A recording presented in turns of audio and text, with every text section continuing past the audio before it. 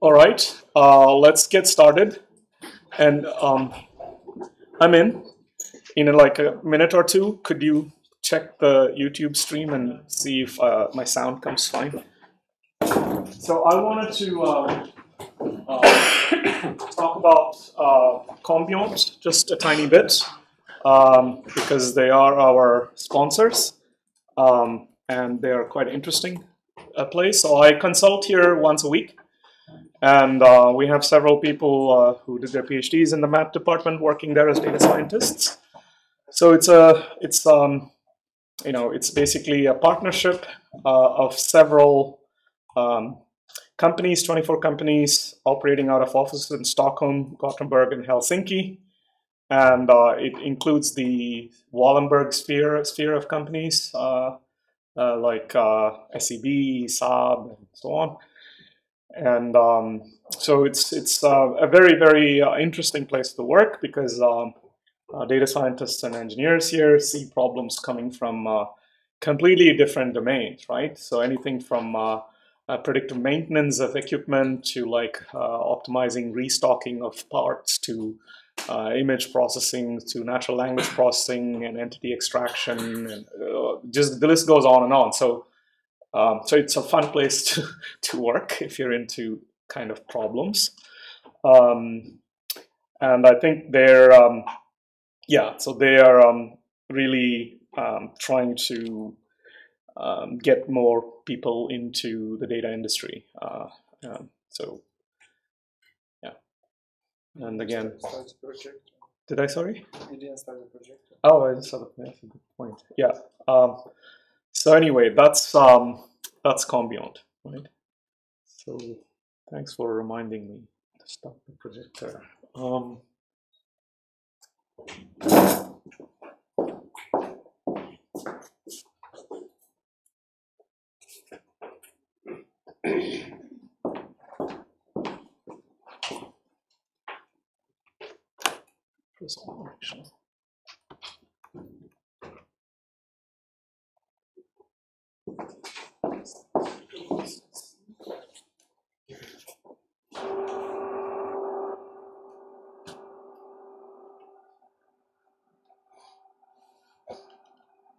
Okay, so while this is happening, let's talk briefly about credits.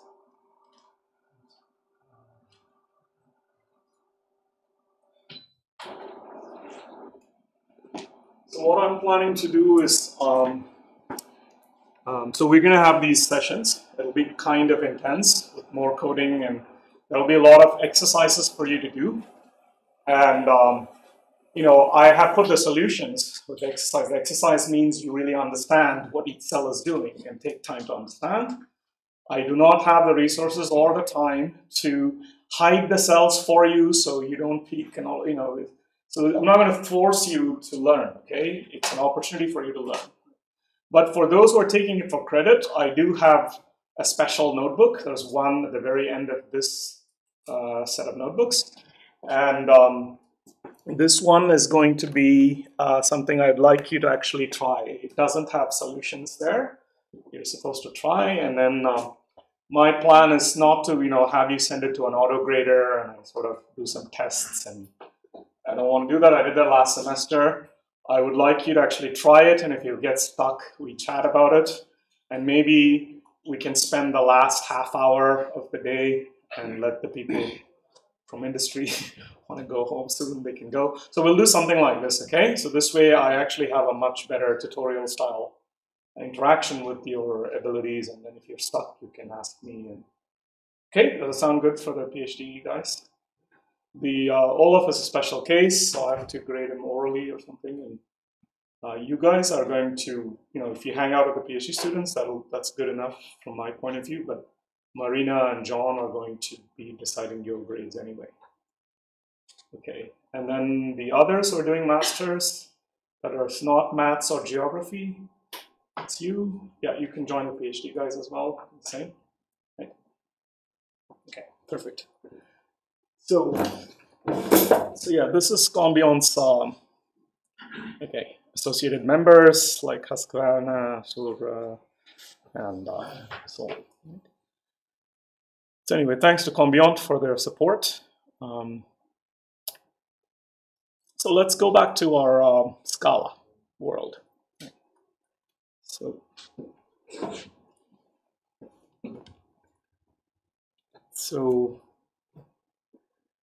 yeah. So here are resources for Scala. So scalalang.org is the main one. So you definitely want to bookmark this. Okay. There's a lot of documentation. We're going to be in Scala 2.11. Okay. And these versions matter. So you can sort of really get into this. But don't worry about figuring all of Scala. It's not the main goal here. So we will, if you really want to understand Scala, then I strongly recommend taking this course, which is by the founder of Scala himself, Martin Odersky. And yeah, I mean, Scala is a very beautiful language. It's a JVM-based language, but or at least some people think it is. And then there's a book. I kind of have a hard copy of this. Actually, sorry, I have a hard copy of this one, Martin Odersky's Scala by Example. That's kind of, I'm not like a contributor to Apache Spark, so I just use Scala, okay, as a data scientist, and I don't need to know too much. There are some other blogs and crash courses. So we'll do our own crash course here, right? Which is like a intersection of a lot of the above stuff, just enough to get into Spark. So what is Scala? Very high level. Scala smoothly integrates object-oriented and functional programming. Right? So do people know what object-oriented programming is? Okay, so you basically have objects in memory of machines, and then you do operations on them. You create them, destroy them, you combine them, and create other objects, and so on. Right? That's basically object-oriented programming, high level. Functional programming is slightly different. Your primitive operation is a function, right? So you, like I did this Bourbaki notation, x maps to f of x. That's a function. So you basically try and do as much as possible using pure functional functions. Right? So that's functional programming. So it's a mathematically an elegant way to think about moving things in computers, right? The other nice thing about Scala is it's a statically typed language. So what that essentially allows you to do is, objects have types, as we will see soon, and you can have static typing or dynamic typing, and Python is dynamically typed. And static type languages have a very nice advantage in that. One of the nice things is they give you compile time type safety. That means as you compile the program, if there are inconsistencies between types, then you will actually not be able to compile. And that's really, really important, because you may run a job and cost your company $10,000, and then it might crash at the very last step. If you do that it minimizes that probability when you have a statically typed language. That's one of the main reasons why Scala is chosen, I think. And also Scala itself is actually, it stands for scalable language. So it's scalable in an evolutionary sense somehow. You have to really get into Martin Odersky's monad theory and all this. So it's a language that's designed to actually evolve. And I don't really understand the algebra behind it. So it's something else as well, special about it. Okay, so it's comparable in speed to Java, and it comes with all the Java issues, right? Like garbage collection, all this stuff. But so the type inference also is there. So this saves us from having to write explicit types all the time. So we will actually see examples of what this means. And the other nice thing is Scala completely interoperates with Java. So you can immediately take advantage of, I don't know, more than a couple decades or so of Java libraries and the whole culture of Java. So which is really great. So and then Scala can just be called from Java code as well. So that's a very So Spark was originally written in Scala. This is the reason why I already told you we want to be in the bleeding edge, so it's better to write directly in the language of Spark. There are also Spark APIs or application programming interfaces for other languages, so Java, Python, and R. But unfortunately, Python and R APIs are generally behind Spark's native Scala. Right? So some libraries we simply can't use, and some algorithms you simply will not have a Python API for it yet. Somebody has to write it. Okay, so this I highly recommend. You look at Scala as a platform for statistical computing and data science. This is Darren Wilkinson. He's an English statistician. I like him. He's quite a clever guy. So he has this blog, and he's done everything from C to Python to R. So he's not. So in this blog, he's talking about why Scala is a great platform for statistical computing and data science. You can look at it, but I don't want to preach any language because I'm really sure this will be history in a few years. So we just learn the language that gets you certifications, right, for exams to get more salary. That's sort of the basic Indian rule. It's just a language. So anyway, let's get our hands dirty in Scala right now. So we'll first go through assignments, methods of tab completion, methods and tab completion, functions in Scala, collections in Scala, and Scala so-called closures for functional programming and MapReduce. That's our plan. So assignment is basically, you're assigning some value to a name or a variable. Right? This is the most primitive operation you do. So for example, remember we did, so if I just say 1, right, then the result is basically int equals 1. So it knows I'm after an integer, right? But I can call res31, which is the actual value that int 1 was assigned to, I believe. I think res13, let's try it. Yeah, see, it automatically assigned 1 to the current counter of a result thingy that's there, right? So, but I want to explicitly assign, so that's when I can say things like this. I can say val x equal x. So val is basically means value. It's an immutable, or you cannot change it, as you'll see.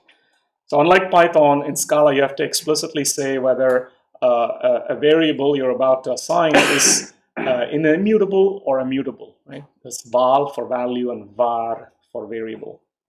So then to define the type, you put a colon after the name of your variable, and then you put the data type, which is capital INT for integer. And then you say it equals 5. So if I control enter, what I've done is declare a value x to be integer 5. So now x is a value, so I can't change it, as you'll see soon. But Scala is statically typed, right? But it uses built-in type inference, we said. So which means it'll automatically figure out, so I don't have to say colon int here this time, right? Like I did earlier. I can just do val x equals 5. And because it has this type inference machinery, it knows like there are no decimal points around 5, so it infers that to be an integer, basically. So that's convenient. And then let's declare x as a double, or a double precision floating point type. We will get into more details of double precision and integer, modular integer arithmetic, and so on and so forth in the foundations course later on. But for now, yeah, just think of it as a finite number screen. There are finitely many numbers, semi-logarithmically scattered about 0, because the machine can only hold finitely many numbers, and they're somehow a subset that's sort of wide enough in some sense to represent the entire real line, which is, uncountably infinitely many numbers, right? So that's called floating point double precision numbers. So if you put val x equals 5.0 and just evaluate the cell, then it infers that the value x is actually a double because I have a 5.0. But the MATLAB people don't do this. Python people, it's like it doesn't know. It's thinks you're So you need to really explicitly say 5.0, you know. So this bothers you, well, get used to it, right? But is it recommended to define types? Yeah, it's recommended to define types. Although Scala can can infer types, yeah. But I mean, man, yeah. So when I write functions, we will write some functions, then I do everything type explicitly because it's easy. But it is nice to use type inference as well, right? But then you just need to know tiny, because at the end of the day, you want to code quickly as well. So this is val x colon double equals 5. This is just the explicit way of doing the same thing. So this is good. You should write like this if you're packaging something for SPT assembly that you want to run in a cluster or something. So this is what software engineers will do, should do.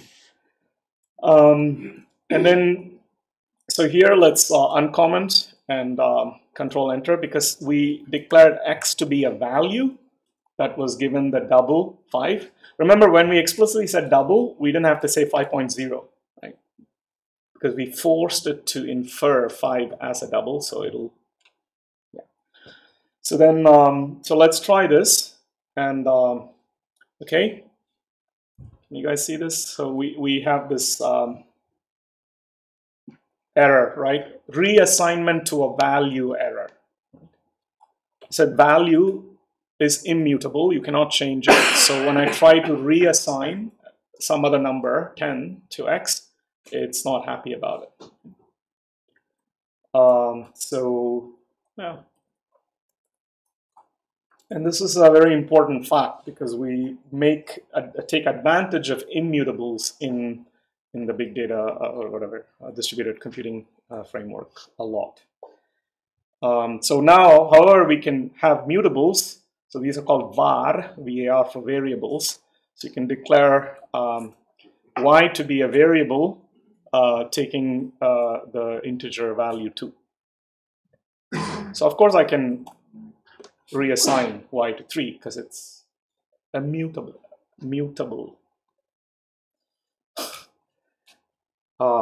M-U-T-A-B-L-E, right? Mutare, I think, is the etymology in Greek. Is it Greek? To change. Is it Latin? Huh? Oh. I don't know. Okay, it's in one of the Indo-European languages. So you know, so mutable and immutable. So you know, vowels are immutable, right? Var is mutable, and because it's variable, and then val is immutable because it's a value that cannot change. So it's very important distinction in Scala compared to Python. But you can't change the type. Yeah, so that's right. So it's not like Python in that, yeah. So yeah, that's next level safety. Yeah, good. So methods and tab completion is another thing. So let's now let val s be assigned the string high. So I put double quotes around high, and it will infer the type to be string automatically, because it's how we do it. So now what you can do is place the cursor after the S, and then hit the tab key. Let's see if everything comes all the way back from Oregon. Yeah, this is real time from Oregon. So anyway, so it gives you all the methods, right, that one can apply on the string.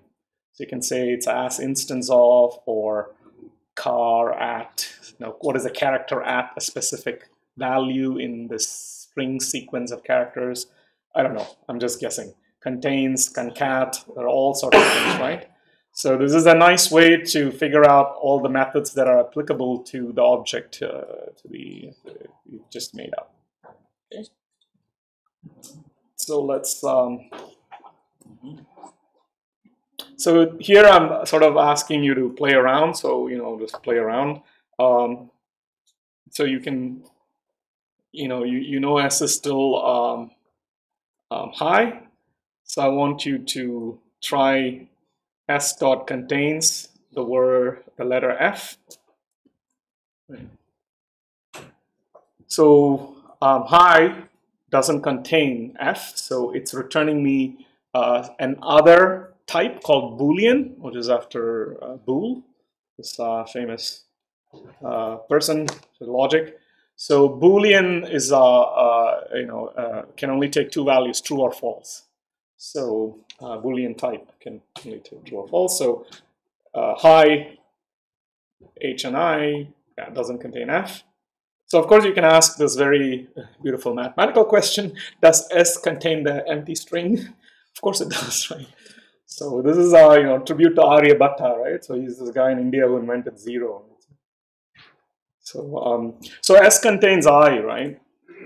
Yeah, so S contains I. So you can kind of play around, right? So so when I say like go back and explore this, because you're supposed to spend at least a total of 25 hours for 1 HP according to Swedish regulations for student loans or whatever, as far as I understand. So there's a 1 HP course, so you're supposed to spend roughly 25 hours full time on the course, including say 8 hours. Let's throw in like 4 hours for travel. So you still have like at least like a day, you can. So I strongly recommend like chilling out on Sunday, beer, wine, whatever you do, and doing some stuff like this. Because you really need to go back and hit at it. Otherwise, the next week will be really fast. I really will assume you know this. Okay, so let's move to functions. So functions are very simple. So they follow with this keyword called def, right? So there are special words called keywords where you don't want to use them, to assign them as variables and things like this. So def is for definition. And then I'm defining a function called square. It's just my name for my function. And then in the parentheses, so this is classical list processing syntax, right? So inside the parentheses of the function, I have a variable called x. And I'm explicitly saying it's of type int with this colon, right? So can you see Marina from the back? Too small.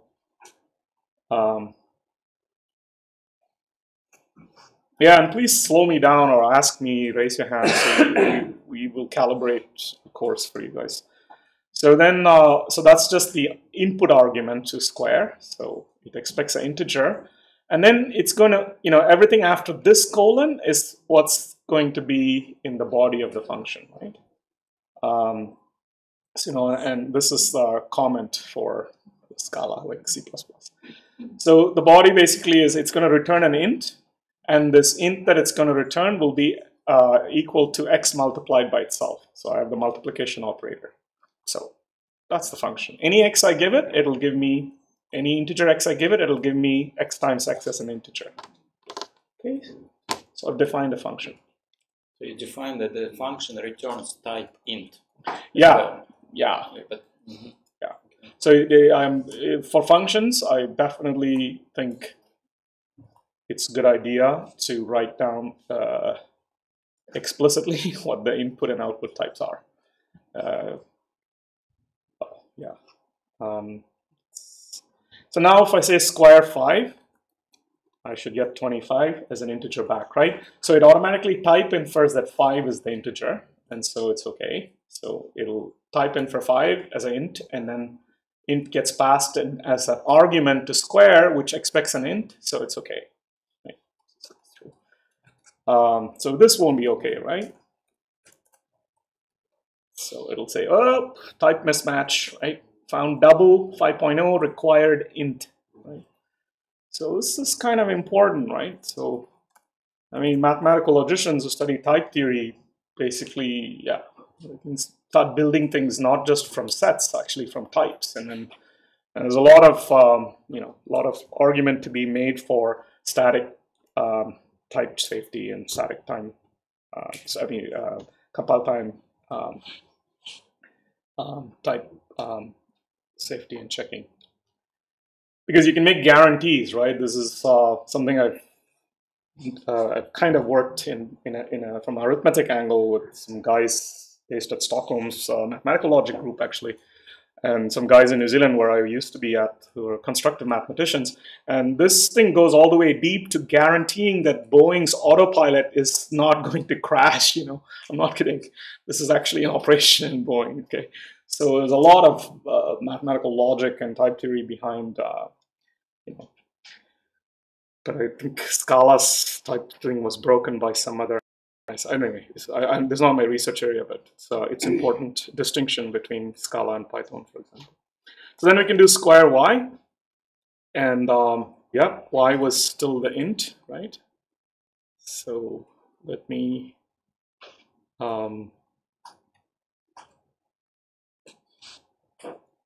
so let's see what x is.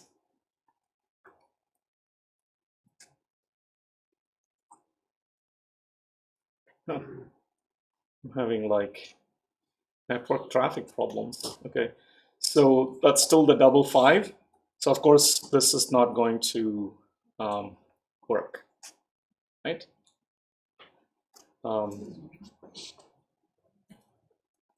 So just know your type, right?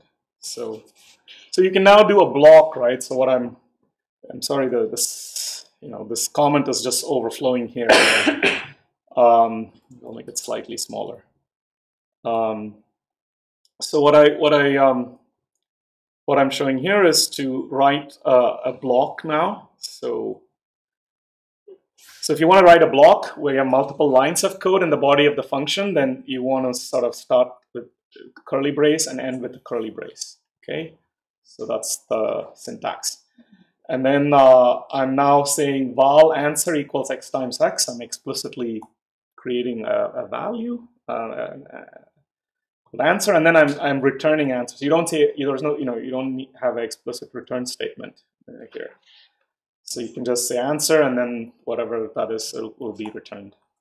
So this is the same function written in. But would you need the last statement, or would it be sufficient to just say val answer equals? Well, we can find out. I don't know, man. I was just coding in C++. Yeah, I guess not. So, yeah. So, to get into units and so, and then you can, do square of 5,000, right? So 5,000 is, what is that? 2.5 million. Is that right? Yeah. 25 million, sorry. Yeah, that sounds right.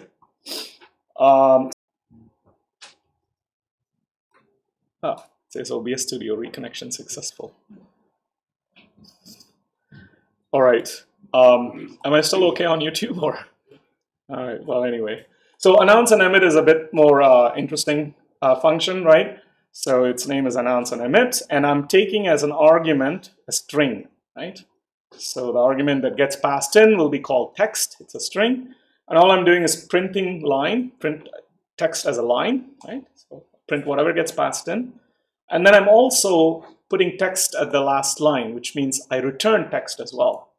So I get a string, I print line of whatever string I got, and then I also return the string back. So let's Roger.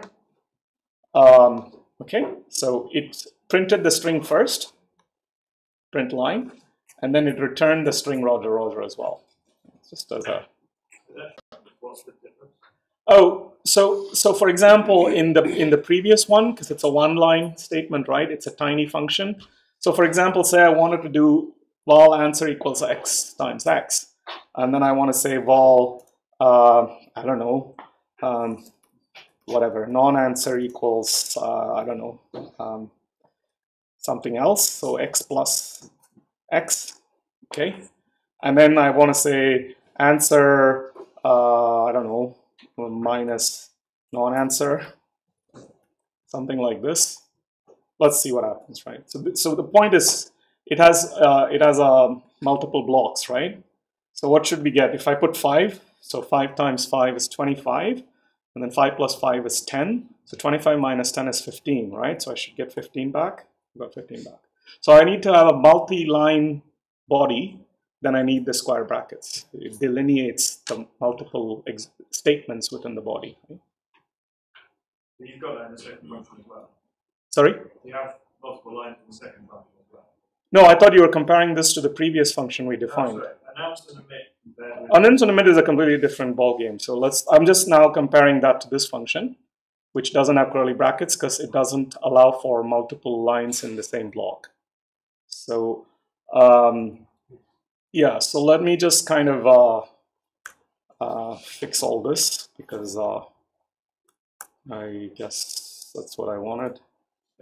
And so that should be 25 million. And so announce and emit is another function where the argument is now a string as input, and it has just 2 lines. The first line is printing the text itself to stand it out. And the second line is simply returning this text back to the function. Not even specify output. No, that's the whole point. We don't have to say return, right? You just give the thing. My question was in square, you have the define square, round brackets, colon, and then int equals, and then the body of the function. Oh, huh? Whereas in announce and emit, Ah, round brackets, good. and then just an equal. Yeah. So you can put the string here. I'm just letting it just go through. Yeah. So that's true. So I should, if I want to be explicit, I can do this. And this one, yeah. So you can do exactly colon string equals, right? Here. Let's do this. Is this what you want? Yeah. What if I want my function? So this is an explicit way of doing it, and it's a good idea to do it. But if it's also like super obvious, the string goes in string, it's not necessary because Scala will infer this naturally. But that's good. Sorry? For my function like square, if I want to have I can pass either integer or double. Yeah, we'll go through that. We will actually break the number screen if we keep going for a few more cells. You'll see multiple numeric types, and yeah, you'll see all that really quickly. So let me continue because we kind of have a schedule. Because I want to be able to do word count and start analyzing the State of the Union addresses of U.S. presidents from George Washington all the way down to so after lunch at least. So let me just go through, and then we can come back to a lot of these questions. So this is actually okay. Let's make sure this works. I'm just explicitly calling the so Roger is still fine. So now the next most important thing we want after functions and assignments is Scala collections, right? So collections are just like things to keep collections of values. So the simplest, maybe one of the most important collections is list, right? This comes from list processing. So list is a very primitive data structure. So here I'm defining a value, an immutable list called LSD. And this is how I would create it. List 1, 2, 3. So this is type inferred to be an integer list of int. So we'll let the type inference machinery work. And then we have another sequential container called array. So we can call val arr equals array 1, 2, 3.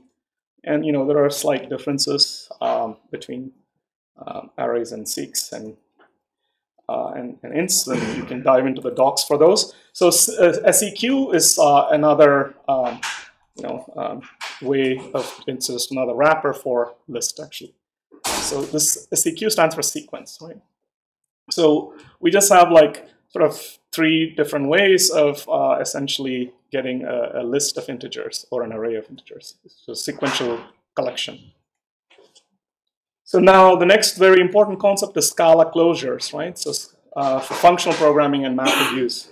So we will apply such closures for processing Scala collections with functional programming. Because now you have a collection, you have a list. The list can be terabytes in size with billions of elements, and each element could be a JSON file of Trump's tweet and Trump's 2 degrees away. Interactions with Trump in the last 2 years. Each one is a huge JSON file that could be an element of this list. And this list we will put in a distributed file store, for example. So now, of course, you've sort of seen we can put this somehow in lots of computers, and then we can apply map functions and reduce functions. To do these operations, we need something called closures, right? So this is the main reason Scala, because functions are first-class objects there, is very useful. So here are 5 ways of adding one. So here is the explicit version. So So it's kind of the, it's like Python's lambda functions for those of you who know it. So you have x, which is an integer, and then you have this equal, greater than, like an implication sign, x plus 1.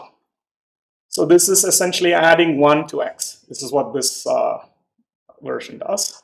You can also do a type inferred, more intuitive version, x maps to x plus 1. You can also have placeholder syntax. So whatever comes in is the underscore, gets 1 added to. Right? You can also have a much more type inferred, more intuitive version with code blocks for large functions.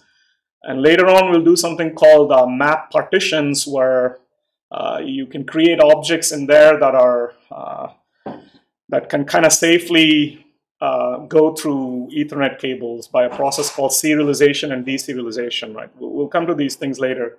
And at a high level, serialization and deserialization simply means that when you want to represent an object in the random access memory of the machine, you need to represent it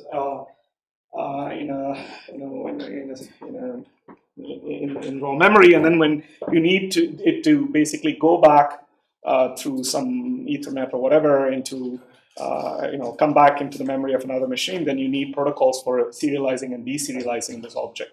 Okay, these kinds of things can be taken care of automatically inside these closures, and we will see some of this. I think either the end of the next meeting or the third day, the second day of the big data social media one, because we will be sending Google JSON strings of tweets using this stuff. So then here is just a regular function, right? Just version as well. It's the same. It's a one-liner, right? They're all equivalent in some sense. Yep. No, you have to have a. Well, yeah, I mean, my other suggestion is those who are like into Scala already and have like your own, what do you call it, dialect of Scala you like, because Scala allows you to express yourself in so many ways. So I'm really putting a boom boom on it, because this is enough to read lots of books I cited. You can do way more dialects of Scala codes, so we won't go there just to, because yeah, you can do equal to. So here is the stuff. So LSD is, so now ForEach is basically a method that's going to iterate every element in the list LSD we made.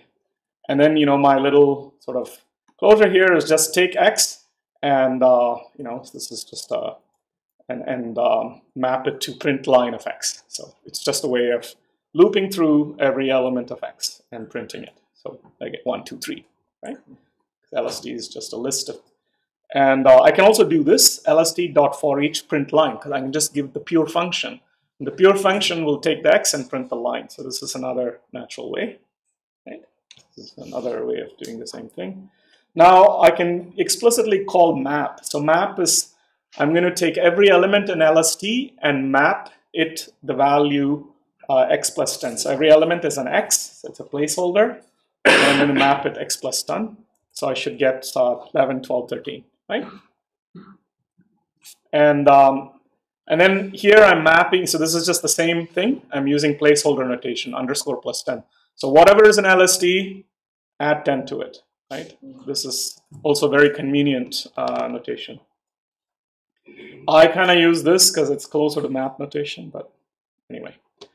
You can do whatever you understand. So lsd.filter is so this is another operation where you take each element and apply a filter to it. What's a filter? A filter simply is something that takes the element and returns a Boolean, a true or false. So if the thing is true, then it passes through the filter. If it's false, it doesn't. So it's just a way of filtering a list. So here, see, we take X and then we apply this expression to it. What is this expression? X percent sign stands for mod operation. So it's saying what is the remainder after I take X and divide it by 2, and then this equal says, is that remainder equal to 1, right? So if it's an odd number, the remainder will be 1. if it's an even number, the remainder will be 0. So this is just a Boolean filter for odd numbers. So that's why 2 disappeared, right? So filters are very important. So all of this is non-distributed maps and filters. We will do distributed ones soon. So then this is just the same thing using this placeholder syntax. Whatever comes in mod 2, is it equal to 1? So, and then reduce, remember, is the other part of the map. So reduce operation, I said, is typically a binary operation. So now you see I'm taking a pair, x comma y. So that means there's a list with a bunch of elements. So I take 2 elements from it, and I call it x and y here internally. And then I'm just adding them, right? X plus y. So you see, addition operation is commutative, and the order in which you do won't matter, right? So I get 1 plus 2 plus 3 is 6. So the way you can think of it is it sort of, takes 1 and 2, depending on whether you're folding left or right, takes 1 and 2 and adds it and gets 3, and then it takes 3 and the next element, which was 3 in the list, and adds it and gets 6. So it can keep doing this, right? So that's how it will roll or fold 2 at a time. So that's your basic reduce operation. And of course, this is placeholder syntax for reduce. And okay, so how are we so far? Let's kind of take a break and okay, everyone's on, because we're not going to overload. Okay, this is all easy peasy, right? Good. So now we're going to start combining them. So this is a very nice power of functional programming. So I'm going to take list, right? So let's just make sure we know what list is. It should be 1, 2, 3 integer list, right? Yeah. So then I'm going to first map x to x plus 10. So every element gets mapped. And then I'm going to do the reduce right away. So I put a dot and a reduce. Right? So I'm going to basically have 1, 2, 3 should become 11, 12, 13. And then the addition reduce will add 11 plus 12, which is what, 23. 23 plus 13 is 36. Right? Okay. I didn't sleep much last night. Oh, yeah. Okay, so that's what we're doing. And this is the power of functional programming, right? Because you can start combining and you can just write. And in fact, a lot of our Scala code in Spark will be like this. There will just be functional operations. Okay, so you definitely want to bookmark this. I hope the link still works. Yeah. So this is a Scala cheat sheet because, of course, it's easy to forget. So it tells you, basic stuff. Yeah, there's a bit more than I covered, but I'm trying to just cover enough as you guys need it. Because Martin Odersky course is a three-month long course. It's a serious course if you want to get into Scala. So I said already, Spark is written in Scala, and so this is the reason we're going to use it. And cells have a type, so you've already seen when you put %md, you've seen markdown cells like this one. But you can also put %Python, %R, %SQL, or %FS for file systems. So, or %sh for bash shell. So you can call all the, these 4 or 5 languages in the same notebook. And later on, we will actually see how to interoperate between languages, the same table we create in Scala. Because it's probably worthwhile dropping into Python to do some nice plots, or ggplot in R to do some nice plots, and you don't need to, There's nothing religious here, right? So, yeah, and this is basically how you go into different languages, right? So, %SQL, %Scala, %Py, %R.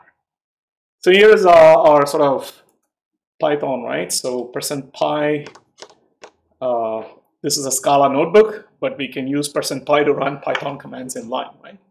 So I'm just doing a print statement in Python 2.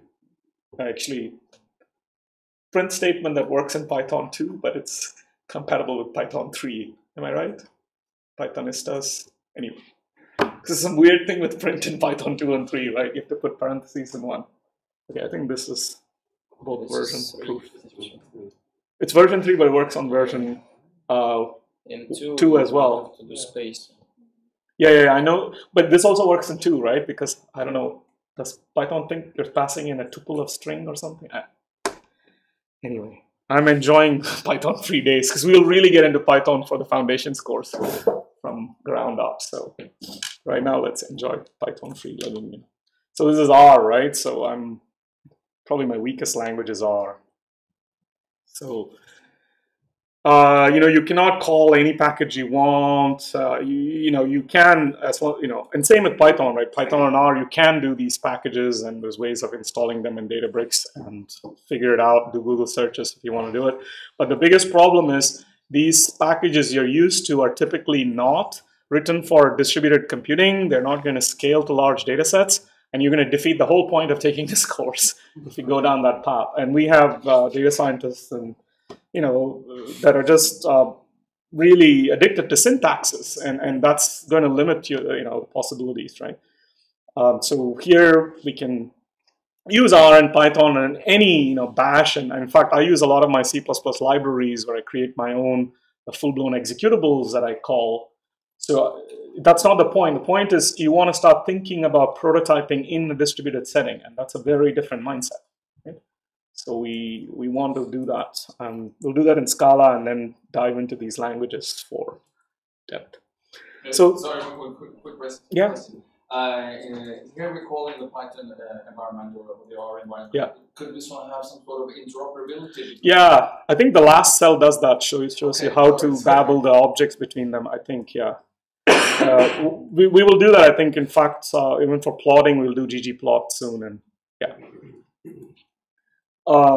So we want to take advantage of interoperability for sure, but also we don't want to start with Python on R because then we may be limited to the non-distributed prototyping, I don't know, infections in your brain you get, right? That's the problem. And yes, people say PySpark is great and RSpark or whatever Spark R is great, but that's syntactic sugar for you, right? Because that's just for, because that's really babbling back in Scala. So and it's a trivial language, right? It's a high level, it's not assembly code. So anyway, let me just stop blabbering. So this is %sh bash shell, right? So this is how you put a command. A hash is a comment in bash. So I'm basically, so man is the most important command in shell, right? In bash shell. So man, whatever command, like man bash, gives me the man pages for bash, which is what's running, right? So this is a born-again shell. It's a flavor of shell, blah, blah, blah. So, of course, you can read about all the different options. And so this is kind of how you can figure out what some of the shell commands we'll be using are doing. So then to start a cell with %fs is a file system for Databricks, Databricks file system or DBFS. It's essentially like some kind of sugar on top of Amazon's S3, which is Amazon's proprietary version of the Hadoop distributed file system, which is the open source version of Google file system, right? So it's basically distributed fault tolerant file system. Access is by %fs, and we'll get into that. What else is important? Yeah, so there's further references. And then later on, when we call one notebook with a lot of code we're happy with, we can call that notebook from another notebook by using this %run command and give the full path to the notebook. So we'll use this later, so we don't keep retyping the same, cloning and all kinds of stuff. Okay. So how are you guys doing? Scala is down. Okay. Now we're gonna just go into yeah, so let's see. I don't know what this is complaining about. Some weird non-ASCII character. I don't know what's going on. Let's see.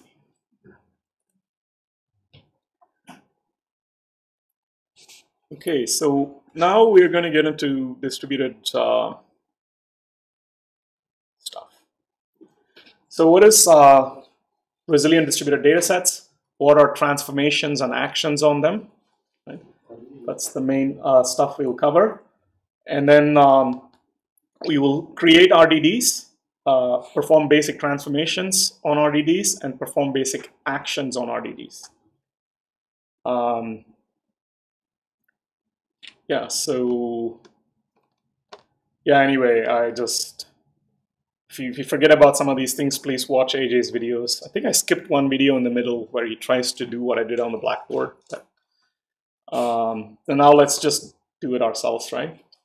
So this is the Spark cluster overview, right? There's something called the driver program. That's the program you're actually controlling. Right? This is the driver. And then there is, of course, something called the cluster manager that's managing the cluster for you. And the cluster manager has, manages worker nodes, and the driver program basically uses the worker nodes as they're available. That's kind of the, so sort of in these bullet points, the driver does the following. It connects to a cluster manager to allocate resources across applications. It acquires executors on cluster nodes. So nodes are, machines. And these are executor processes that run compute tasks and cache data in memory or disk on a worker node. And all these instructions are coming from the driver program. That's the main thing we're writing. And then it sends applications to the executors. And then it sends tasks for the executors to run. And what is a task? A task is a unit of work that will be sent to one executor. So this is all very sort of more detailed Spark internals. And we will sort of understand them at a higher level for now and maybe dive deeper as we need. So this is the picture. So you have something called the Spark context, which is where sort of everything lives in your, so in this notebook or the application. And then that's within the driver program. And then, talks to the cluster manager, gets resources from the cluster manager, various worker nodes. There can be multiple executors on each worker node. And each executor, has its various tasks and memory allocated to it. And everything is running on JVMs or Java virtual machines.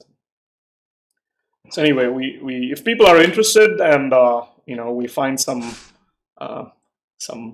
serious 1 or 2 pints of beer, I'm happy to do Spark internals full day workshop in Stockholm. Okay, sometime in the summer, because we can really get into it. And once you guys play with data science, we can just do like Spark internals for data scientists type workshop and really understand what's going on.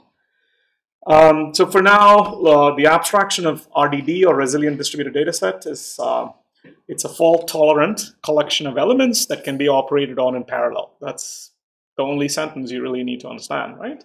It's fault-tolerant because it's tolerant to machine hardware failures. So there are 2 types of operations are possible on an RDD. One type of operation is called a transformation, and the other one is called actions. Action. And transformations are done lazily, so that means so a map, for example, is a transformation. You would apply a map to an RDD, it will say, okay, I get this other RDD out of this map, it's my mapped out RDD or whatever, and then it won't do anything, it'll just basically build a recipe. But you have to take an action like collect or whatever we'll see, that will actually trigger the whole process and have this recipe of this lineage graph that creates all the necessary RDDs and transformations to enact this action gets triggered, right? Only for actions. And that's when all the layouts are done, the logical plans, the physical plans, the optimizations of what should be done where, the shuffle order, blah, blah, blah. And the nice thing is, because the whole lineage graph is preserved, remember, we can always recover the parts of the lineage graph that need to be recovered due to hardware failures. So I'm recommending that we watch this now for 2.5 minutes. Resilient distributed datasets are the primary abstraction in Spark. They are immutable once you create an RDD. You cannot change it. You can transform it, you can perform actions on it, but you cannot change an RDD once you construct it. Spark tracks lineage information to enable the efficient recomputation of any lost data if a machine should fail or crash. It also enables operations on... Sorry guys, something is crazy with my system. Give me a minute. I have to restart Chrome. Let's see, because I can't escape suddenly.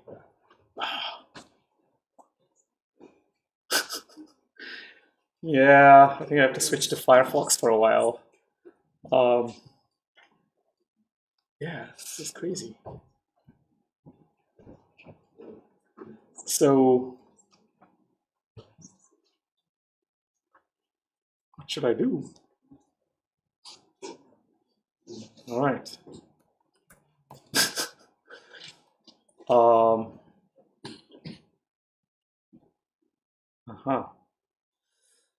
Well,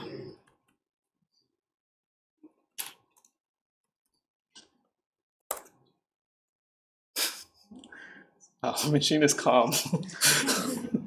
All right, basically he's going to talk about RDDs, okay, as lineage graphs. You can watch the video later. We'll just get back to the code, okay, because you know, we're not like Resilient distributed data sets are the primary abstraction in Spark. They are immutable once you create an RDD. You cannot change it. You can transform it, you can perform actions on it, but you cannot change an RDD once you construct it. Spark tracks lineage information to enable the efficient recomputation of any lost data if a machine should fail or crash. It also enables operations on collections of elements in parallel. Now you can construct RDDs by parallelizing existent Python collections, such as lists, or by transforming an existing RDD, or from files in HDFS or any other storage system. A programmer specifies the number of partitions for an RDD, and there's a default value that's used if you don't specify the number that you want to be used. Here we have an example of an RDD that's split into 5 partitions. The more partitions that you split an RDD into, the more opportunities you have for parallelism. So this RDD is split into 5, and those are placed onto 3 worker machines. Since there's only 3 worker machines, some of the worker machines have 2 partitions, and one has 1 partition. There are 2 types of operations you can perform on an RDD: transformations and actions. Transformations are lazily evaluated. They're not computed immediately. A transformed RDD is executed only when an action runs on it. You can also persist or cache RDDs in memory or on disk. To work with RDDs, you first create an RDD from a data source, a file or a list. You then apply transformations to that RDD. So examples are map and filter. You then apply actions to that RDD. Examples are collect and count. So here we have a figure that shows, starting with a list, we parallelize that list. That creates an RDD. We then filter that RDD, creating a new filtered RDD. Then we do a map transformation that maps that RDD to a new mapped RDD. And finally, we perform a collect action, which now causes the parallelize, the filter, and the map transformations to actually be executed and return a result back to the driver machine. Here are 2 reference URLs for working with Spark. The first is a programming guide, and the second is the PySpark API. These are very good references when you're developing Spark applications. The programming guide gives you some best practices and also cautions you against doing certain things. The Python API is very useful if you're wondering, is there a transformation to do a particular? Yeah, he's doing Python because they're sort of selling it to lots of people. But I link all the APIs. In fact, a lot of the notebooks that are here are actually data brixification of the full programming guides. Like I just HTML got it and marked down like crazy. So we're basically seeing the programming guide coming to life here. That's essentially, so we'll see how far we get. So hopefully at least till 007, but 007A through 7F are actually the Spark SQL programming guide, full programming guide, basically data brixified for you. So if you just march through it and play, you not only are reading the programming guide, but actually doing stuff. So that I call homework underscore HW. So, and then I think my understanding is this is enough SQL basics. So hopefully if we can get to these 3 notebooks today and jump directly to this Wikipedia clickstream example, I'll be very happy. We're on schedule. And then while we're on the issue of exercises, I will give you this exercise for people who want credits.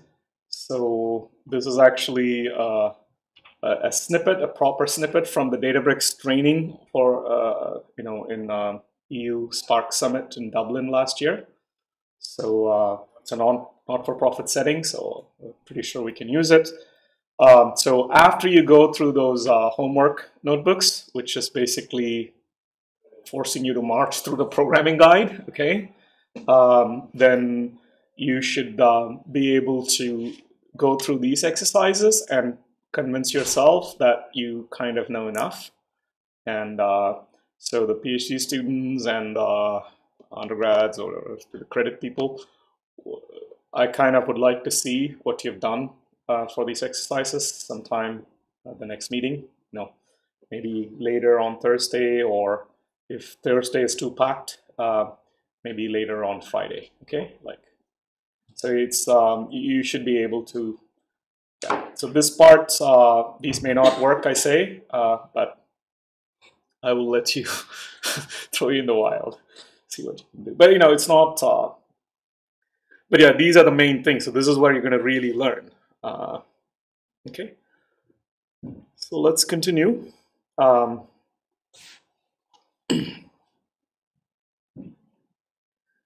So this one's on transformations, and another one is on actions. I think they're definitely worth watching if Chrome behaves for us. Spark transformations enable us to create new data sets from an existing one. Again, we're using lazy evaluations. That means that results are not computed right away. Instead, what happens is Spark remembers the set of transformations that are applied to a base data set.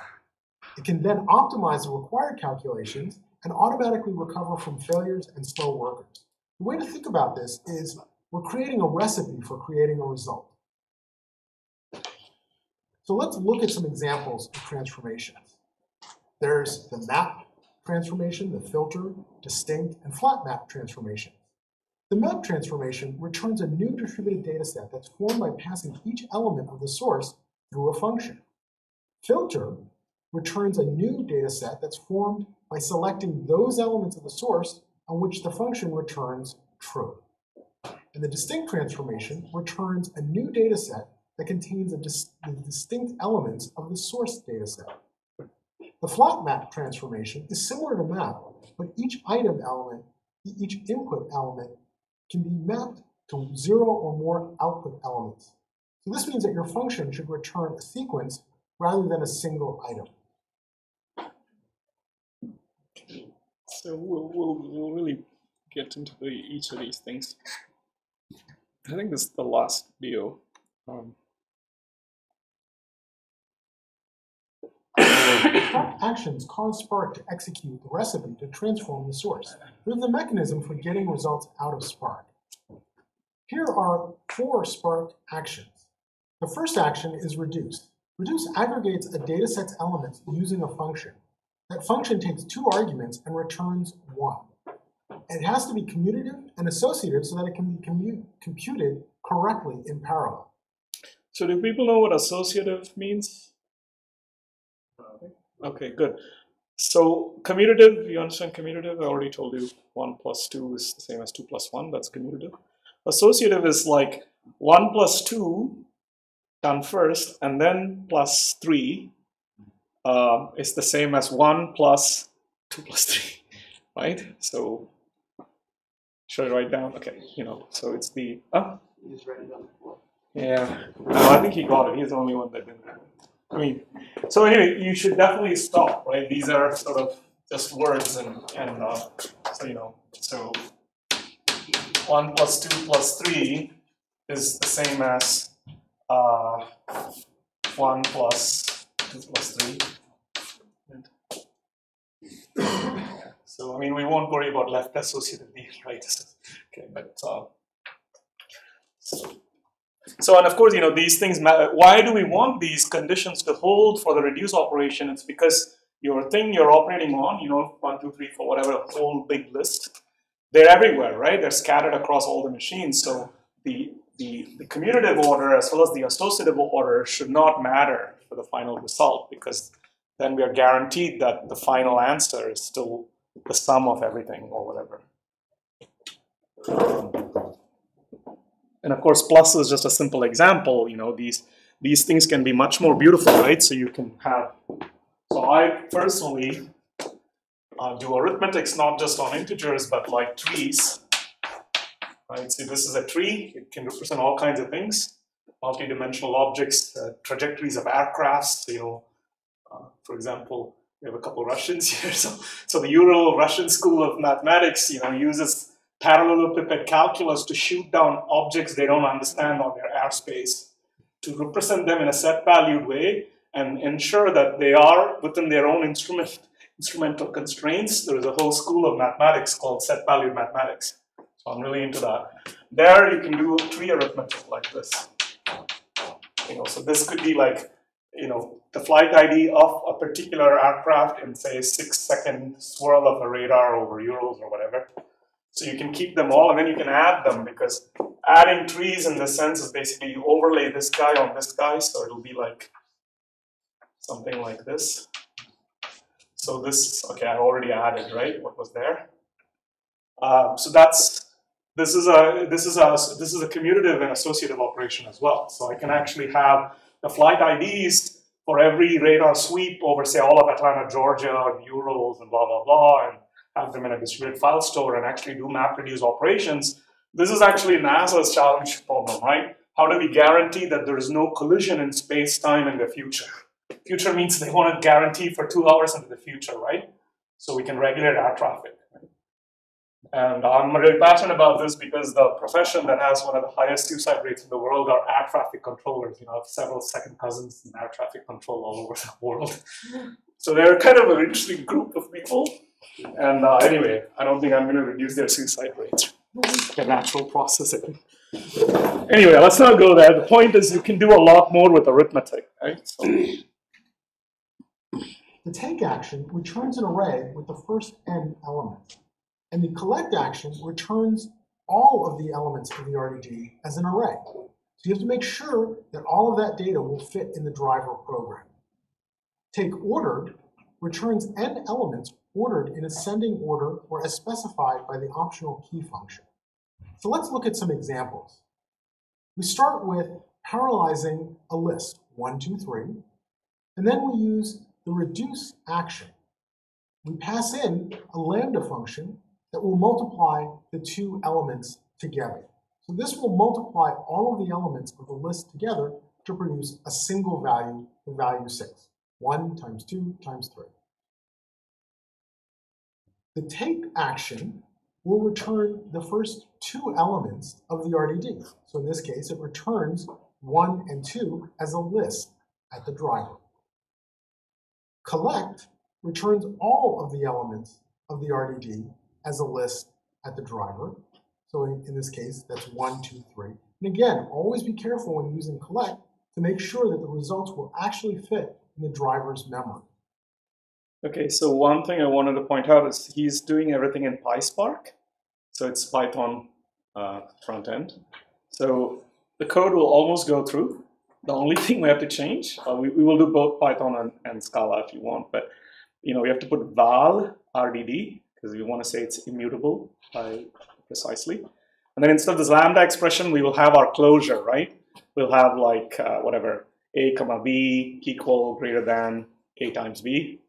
And the rest will just come through, right? So it's and one quick question. Does collect preserve order as he shows here, or it'll preserve the order in which it's coming to the driver.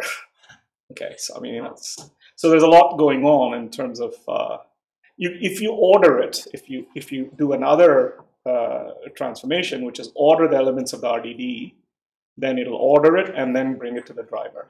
Otherwise, it'll just bring it in however they were laid out, which depends on a lot of default settings, the number of partitions. So in fact, we will get into all of this ourselves. We will actually look at RDDs, we will glom them and look at what's in each partition and things like that. But I just kind of wanted to let him. Here, we apply the parallelize option to the list 5, 3, 1, 2. This returns an RDD containing 5, 3, 1, and 2. We then use takeOrdered to take the first 3 elements. We pass in a key function that will multiply an element by -1. So instead of takeOrdered returning the first 3 elements in increasing value, it will return them in decreasing value. And so we'll get back 5, 3, and 2 as a list at the driver. So I think that's it for videos or the list. So here are the key points. Okay, so let's just directly get into this. So I haven't put this extra folder yet, but you can grab it from here and import it if you like. So that has a lot more methods. But this was done by Jeff Thompson.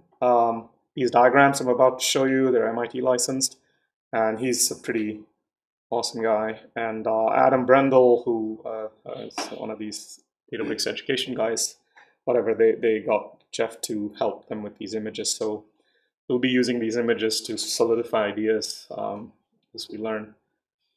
So once again, recall we have this variable called the Spark context, which allows you to access the Spark context, which is our entryway into this into Spark. SC is already made for you in Databricks, so we will just use SC to use this parallelize method. So this is the simplest way to create a resilient distributed data set from a static list. So once we create RDDs, then we'll perform the collect action on the RDD. We will also find out the number of partitions that are automatically in this RDD, because and then we'll learn about specifying the partitions. We'll do the take action, and then we'll do map to make another RDD, which is a transformation, and then filter, which is another transformation, and then the reduce action.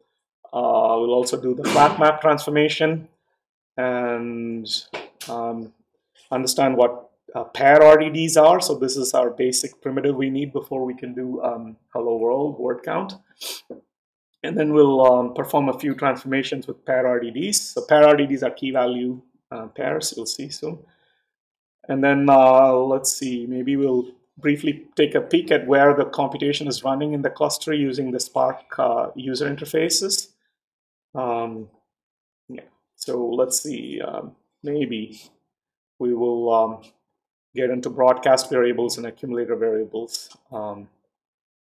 So here are the docs. So I have RDD Scala docs and data frame Scala docs. So these are the main places you want to bookmark. And so if you sort of get stuck with something, you kind of have to read the docs.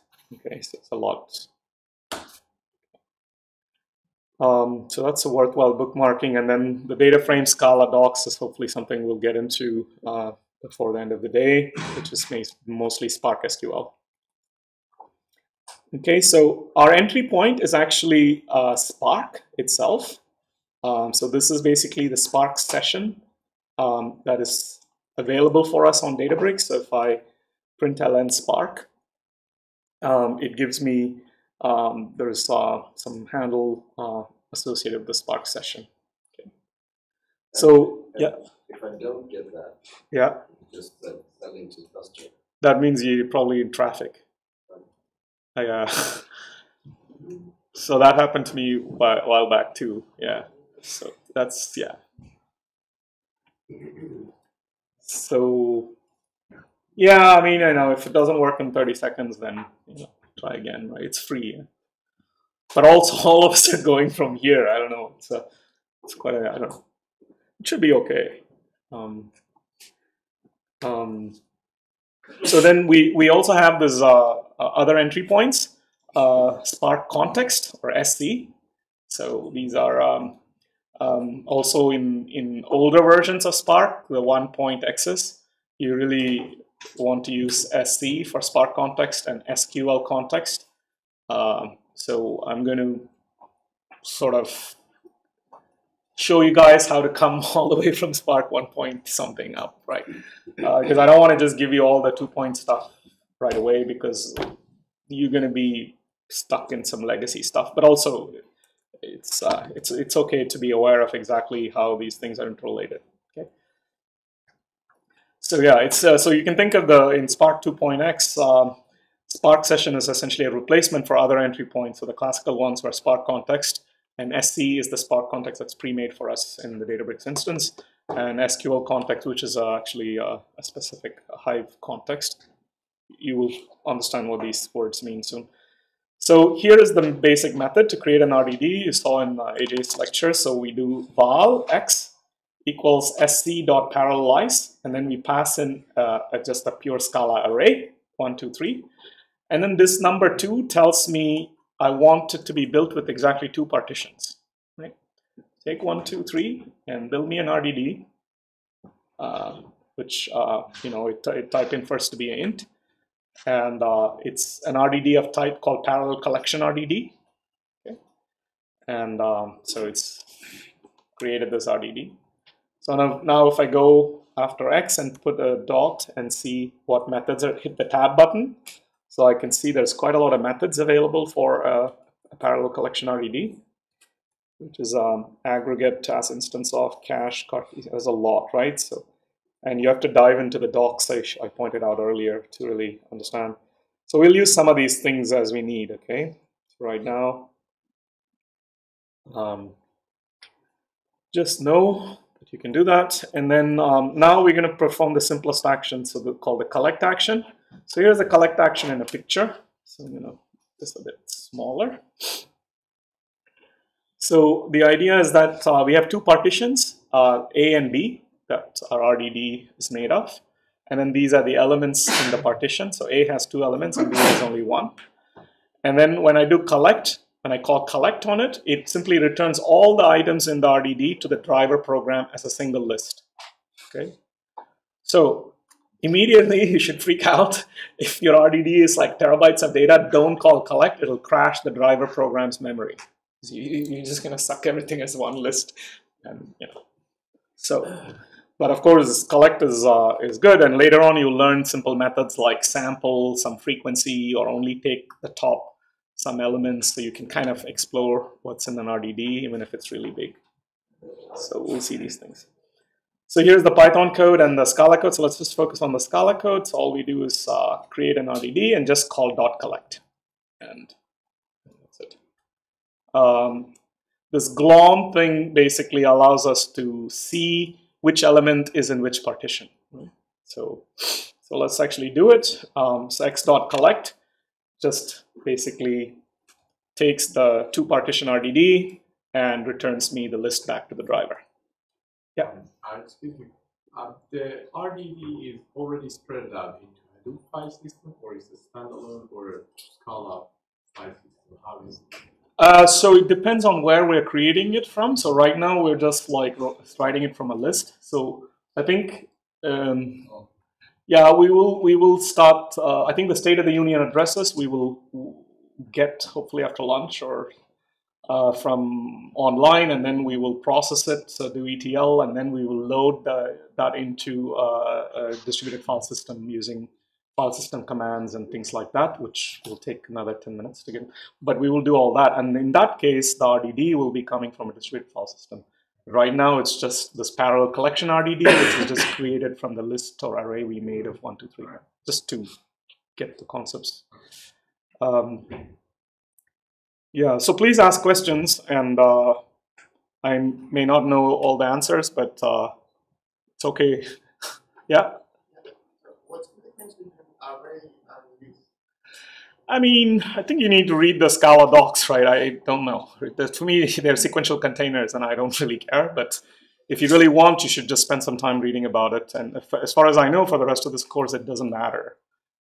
They're just being used here so you get your syntax sort of straight. So we will actually leave the land of single machine processes very quickly. We'll just be in RDD land. Yeah. As I said, I am definitely not an expert. I'm pretty good at C and C++. I do all my research in C++. So anyway, so this is get num partitions, right? So let's let's see, right? x.glom.collect. So let's try this. So it did. So now I'm getting a. See, now I'm getting an RDD of an array of ints. I think this is the one. So if I collect this guy, so it's going to tell me which numbers are in which partition. So array. So 1 was in the first partition, and 2 and 3 were in the second partition of that RDD. And I don't know if this is deterministic or non-deterministic. So it depends on what you. So anyway. So this is now get num partitions, so we can just ask what is the number of partitions for x, and it's 2, right? And these things really matter later because the number of partitions is the control of the parallelism, and of course this is going to interact with how many executors you have and how many nodes you have and what the RAM limitations are, and it's a proper engineering problem. We will escape this engineering problem by dropping into data sets and data frames very quickly, hopefully after lunch. But you need to be aware of this because you will need to roll your sleeves and get into RDD at some point. So I don't want to just give you some black magic on data sets and data frame land. So yeah, we'll unfortunately have to deal with this even in our own stuff. So yeah, I just did here glom collect.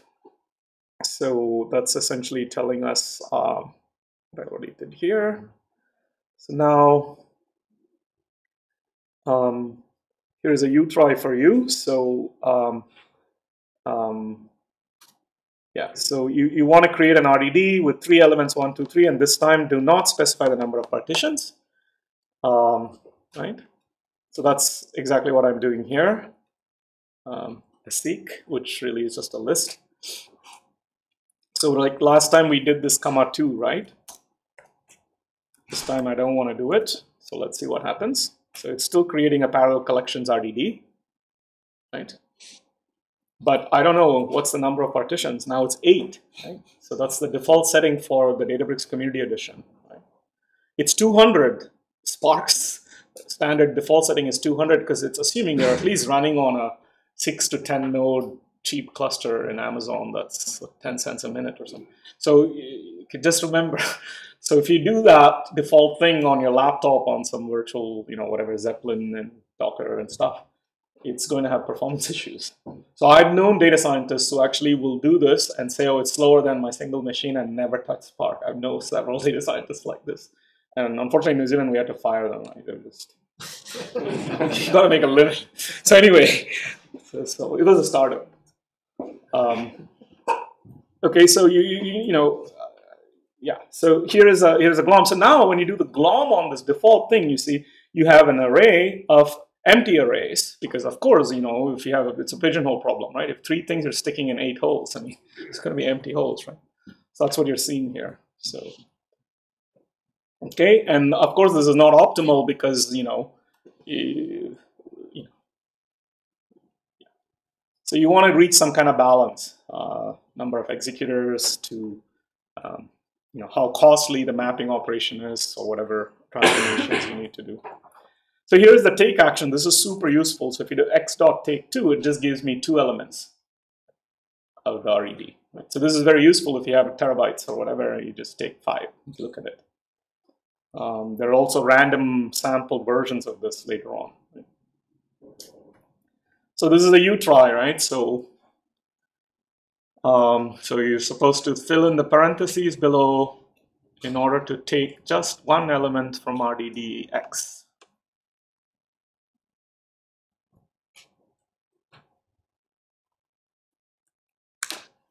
So what should I put here? Okay. I don't know. What's the answer? Yay! That's good. So you guys are not sleeping completely. I don't know, I don't like giving homeworks, I mean, so Does it automatically pick the first one then? yeah. Well, the first one that yeah. So I think it'll be the first. Well, we can check actually. That's a good question. So let's the first non-empty one. I'm guessing. Let's see. First non-empty one, maybe in this order. And the second non-empty one. I'm guessing. Yeah, I'm not sure. I think so. Yeah, take just does that because it doesn't sort or anything. And there are other variants that give the top, which is another one. I used to know, but we have to always descend into the docs because I kind of don't remember. Okay, so that's a little you try. So then this is a transformation by map to make another RDD. So let's look at this map transformation. So what's this in a picture? So transformations come in two flavors, right? This is kind of the most fundamental point here, right? It's like there are narrow transformations and wide transformations, okay? And narrow in this pictures are illustrated by this green narrow cycle lanes, right? And wide, I think, is, you'll see something wide, some picture. So wide means the transformation is forcing the data to be shuffled across the network. So we are reaching the slowest layer of computational bottleneck, right? Because currently we are under the assumption that the communication cost is the highest. So if you have a transformation that needs to shuffle a lot of data, then that's called a wide transformation. But this transformation, a map, is a narrow transformation because you can just apply it to each partition, right? Each partition is in some worker node, some machine. So you just apply the mapping operation to it. So there is no data shuffling, really. It's as narrow as it gets, basically. Right? So it's important to. So here I'm just doing this map, z comma 1. So I'm taking every element. So I'm creating an array of strings B, A, and C. And then I'm mapping each element to this, what's called a tuple, which is in parentheses, whatever that string is, and that integer 1 attached to it. So now what it's giving us is, so it takes a parallel collection RDD, which we just made, and then it's creating a map partitions RDD, okay? So this is all lazily done. So it just basically is building the recipe. Right? So then if you do collect on it and then print it using this make string comma thing to make it a pretty print, you will see that we took BAC, which was our X RDD, and then we mapped it to these ordered pairs, B comma the integer 1, A comma 1, and C comma 1. Okay, so that's kind of the beginning of word count. So we have 2 minutes before lunch, so let's go a little bit further, because then we can have fun with some real data soon, right? So this is a filter, right? This is to make another RDD. Filter is also a narrow transformation. You've seen filter in a non-distributed setting already. It's the same thing. You just apply the filter to an RDD, and you just need the filter to have a Boolean. So let's look at the Scala code. So it's simply building a parallel collection RDD with array 1, 2, 3, and it's applying this filter. N goes to n mod 2 equals 1, just filtering odd numbers like we did before. Okay, and I'm just printing. So this is and then I'm actually, that was all just transformation, no action done, so just lazy. Now we actually force it to evaluate, and we see that we're doing this at scale. I mean, we can do this at scale, that's the whole point. So for example, let's see if, let's see. So I'm really bad with Scala. Okay, let's do 1 minute game, right? So let's say val xx equals seq. Does anyone know Scala? Yay! It seems to work, kind of. Not really. So that gives me a list of range, and I really, yeah. See, what I'm trying to do is, yeah, so will this work? sc.parallelize. Let's see. Okay. So now we have like da da da da da da da da. Okay.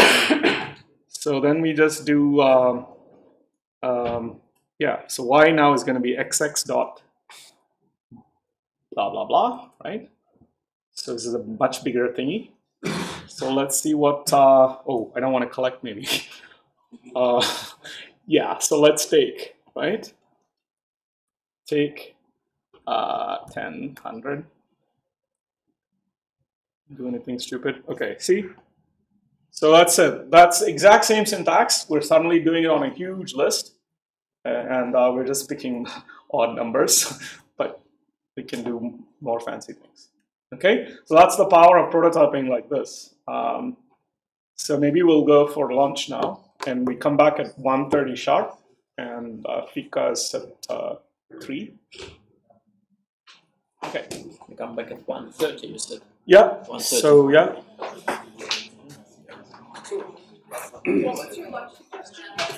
So my lunch suggestion. Well, I don't know. I'm gonna go to this cafeteria called Rula here, which is like a lot of food.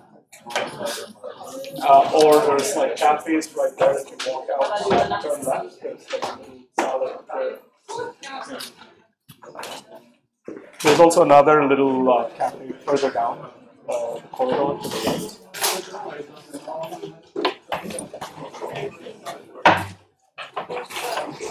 Bring food, I guess.